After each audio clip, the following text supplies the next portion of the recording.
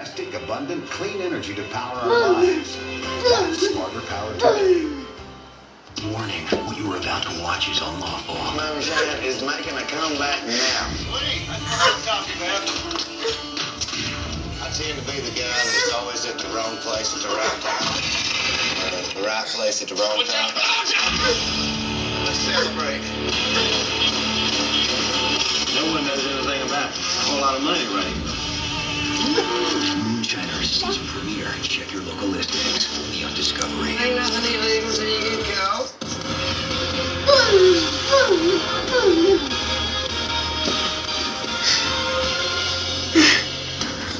We are just seconds away from the first poll closings of the night. Good evening, everyone.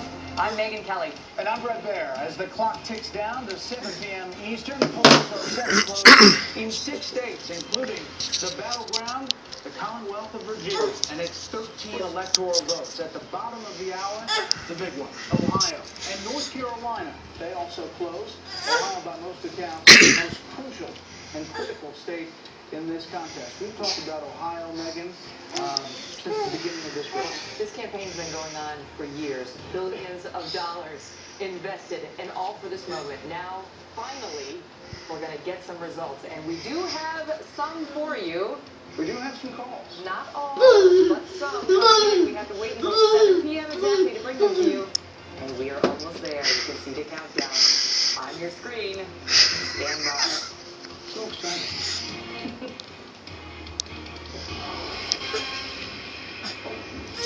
It's next on the East Coast, and polls are now closed in half a dozen states, including the crucial swing state of Virginia, the Commonwealth, where the race is excruciatingly close. How close?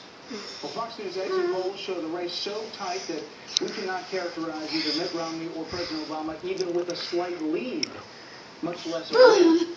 We'll have to wait for the actual votes, probably a long time, for those vote tallies to come in before we can project a winner. We can say nothing about Virginia, except this. It's one of about a dozen battleground states, including Ohio, where the polls close in 30 minutes, and Florida, where the polls close in an hour. So we will be watching very closely. Oh, Kim, this is too precious. Will certainly determine who will occupy the for the next 4 years. So, states where we can project winners and losers. Fox News can now project that Mitt Romney will carry Kentucky, a coal-rich, socially conservative state that President Obama never really contested. Not a surprise there. Fox can also project that Governor Romney will win Indiana, which President Obama won back in 2008. Romney's also ahead in Georgia.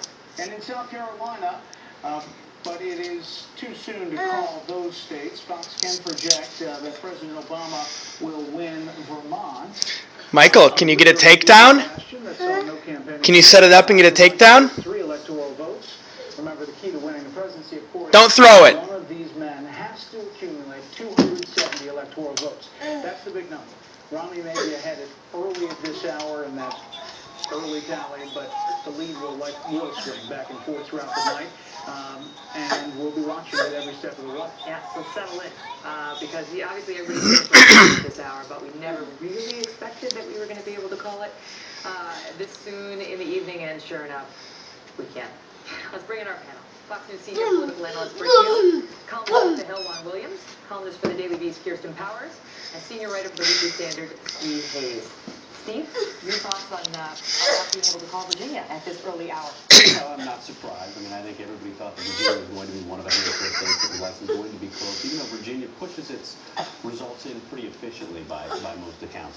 You know, I think if you take a step back and you look at this race, the sort of big picture of the race, what's interesting is how often the conventional wisdom has been wrong. You've had sort of a media elite that have made certain arguments or certain assumptions that have been true maybe in past elections, but haven't proven true this time. I'm thinking of things like, you know, debates don't matter. And obviously, the Romney campaign sees the first debate as a potential turning point in this race. We had this idea that Mitt Romney would never take a risk with his vice presidential pick, that he was going to go safe, he had to go safe, and he did in fact take a risk. And then once he took that risk, we were told that Medicare would be the defining issue because Democrats were going to demagogue Paul Ryan's budget reforms and Medicare plans.